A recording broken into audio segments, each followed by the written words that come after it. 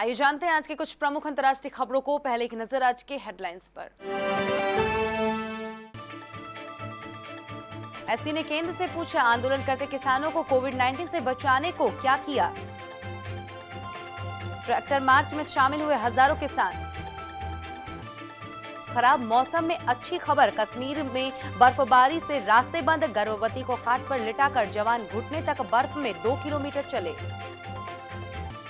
गोलियां चलाई, शीशे तोड़े, ट्रंप समर्थकों ने ऐसे अमेरिकी संसद परिसर को रणक्षेत्र में बदल दिया।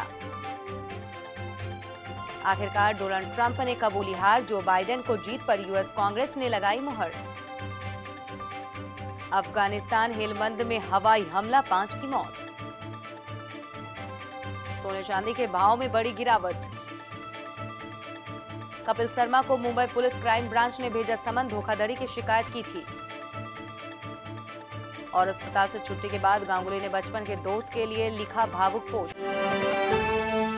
सुप्रीम कोर्ट ने गुरुवार को केंद्र सरकार से सवाल किया है कि दिल्ली की सीमाओं पर डटे प्रदर्शनकारी किसानों के बीच कोरोना ना फैले, इसके लिए क्या दिशा निर्देश लागू किए गए हैं। सुप्रीम कोर्ट ने बीते साल मार्च महीने में दिल्ली के निजामुद्दीन मरकज के जमावड़े को लेकर दायर एक याचिका पर सुनवाई के दौरान केंद्र से यह सवाल किया। देश के सर्वोच्च न्यायालय ने चिंता जताते हुए कहा कि अब दिल्ली की सीमाओं पर डटे किसानों की भीड़ ने भी ऐसे ही हालात न पैदा हो जाए। सुप्रीम कोर्ट ने गुरुवार को केंद्र सरकार से सवाल किया है कि आंदोलन कर रहे किसानों को कोरोना से बचाने के लिए क्या कदम उठाए गए हैं। सुप्रीम कोर्ट ने केंद्र को इसका जवाब देने के लिए 2 हफ्ते का समय दिया है। कृषि के 3 नए कानूनों को निरस्त करने की मांग को लेकर दिल्ली की तमाम सीमाओं पर प्रदर्शन कर रहे अन्नदाताओं का आंदोलन आज 43वें दिन में प्रवेश कर गया है। हड्डियां गला देने वाली ठंड और बारिश के बीच डटे किसान किसी भी कीमत पर अपनी मांगे बिना मनवाए वापस जाने के मूड में नहीं दिख रहे हैं। सरकार पर दबाव बढ़ाने के लिए आज 40 किसान संघ नेताओं ट्रैक्टर मार्च निकालकर दिल्ली को घेर लिया गया। इस मार्च में हजारों किसानों ने शिरकत की है। उनका कहना है कि ये गणतंत्र दिवस की रिहर्सल है। किसानों के इस मार्च को देखते हुए दिल्ली के बॉर्डर पर सुरक्षा व्यवस्था बढ़ा दी गई है। वहीं आज भी दिल्ली के कई रास्ते बंद रहे। कश्मीर और हिमाचल में बर्फबारी से स्थानीय लोगों को कई दिक्कतें हो रही हैं। दोनों राज्यों के कई जिलों में तेज हवा चलने और बर्फ गिरने से बिजली तक ठप हो गई है। इस माहौल में जम्मू कश्मीर के आतंक प्रभावित जिले कुपवारा में एक अच्छी घटना हुई है। यहाँ एक गर्भवती महिला की डिलीवरी होनी थी। बर्फ की वजह से सभी रास्ते बंद थे। आसपास कोई डॉक्टर या हॉस्पिटल का इंतजाम भी नहीं था। ऐसे में सेना के जवान मददगार बनकर पहुंचे। उन्होंने महिला को खाट पर लिटाया और घुटनों तक बर्फ में 2 किलोमीटर पैदल चलकर उसे मेन रोड तक ले गए। यहां से महिला को अस्पताल पहुंचाया गया। वहां उसने बेटे को जन्म दिया। यह घटना 5 जनवरी की है।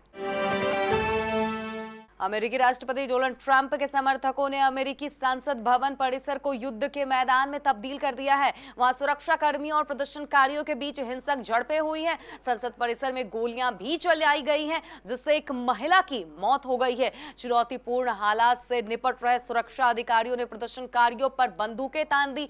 दूसरी तरफ सांसदों को गैस मास्क पहनाया गया। उपद्रवी प्रदर्शनकारियों को संसद भवन पर चढ़ते देखा गया। प्रदर्शनकारियों ने कैपिटल बिल्डिंग की खिड़कियों के शीशे भी तोड़े हैं। इस तरह ट्रंप समर्थकों ने अमेरिकी चुनाव को पलटने की दिशा में जबरदस्त तरीके से हिंसक कार्रवाई की और माहौल अराजक बना दिया। निवर्तमान अमेरिकी राष्ट्रपति डोनाल्ड ट्रंप ने गुरुवार को स्पष्ट संकेत दे दिया है कि वह 20 जनवरी को स्वेच्छा से पद छोड़ देंगे। यह कहते हुए उन्होंने ये संकेत दिया है कि जो बाइडेन के राष्ट्रपति पद के लिए व्यवस्थित परिवर्तन होगा। इससे पहले अमेरिकी राष्ट्रपति ने गुरुवार को संयुक्त सत्र में औपचारिक रूप से 3 नवंबर को हुए चुनाव में राष्ट्रपति पद के लिए जो बाइडेन एवं उपराष्ट्रपति पद के लिए कमला हैरिस के निर्वाचन की पुष्टि कर दी। अफगानिस्तान स्थित हेलमंद की राजधानी लश्करगाह में बीती रात हुए हवाई हमले में करीब 5 नागरिक मारे गए हैं और 5 जख्मी हो गए हैं। इसकी जानकारी वहां की स्थानीय न्यूज एजेंसी ने दी है। न्यूज एजेंसी ने बताया कि प्रांतीय परिषद के प्रमुख उत्ता उल्लाह ने इस घटना के बारे में सूचना दी है। फिलहाल इस हमले की जिम्मेदारी किसी ने नहीं ली है। सोने और चांदी के रेट में लगातार दूसरे दिन भी गिरावट दर्ज की गई है। देश भर के सराफा बाजारों में गुरुवार को 24 कैरेट सोने का हाजिर भाव 649 रुपए प्रति 10 ग्राम सस्ता होकर 51,011 रुपए पर खुला और 611 रुपए के नुकसान के साथ 51,049 पर बंद हुआ, जबकि चांदी 1530 रुपए सस्ती होकर 68,698 रुपए प्रति किलो पर खुली और 1636 रुपए गिरकर 68,592 पर बंद हुई। वहीं 22 कैरेट गोल्ड की कीमत 560 रुपए गिरकर 46,761 रुपए प्रति 10 ग्राम पर आ गई। बता दें कि India Boolean and jewellers association द्वारा जारी इस रेट और आपके शहर के भाव में 500 से 1,000 रुपए का अंतर आ सकता है। कॉमेडियन कपिल शर्मा को मुंबई पुलिस की क्राइम ब्रांच ने बयान दर्ज करने के लिए समन भेजा है। इसके बाद उन्होंने मुंबई पुलिस के कमिश्नर परमवीर सिंह से मुलाकात की। शर्मा को कार डिजाइनर दिलीप छाबड़िया की डीजी डिजाइन चीटिंग मामले में स्टेटमेंट दर्ज करने के लिए बुलाया गया है। पुलिस ने बताया कि कपिल शर्मा ने कार डिजाइनर दिलीप छाबड़िया के खिलाफ कथित रूप से धोखाधड़ी करने के लिए शिकायत दर्ज की थी। ऐसे मामले में समन भेजा गया है।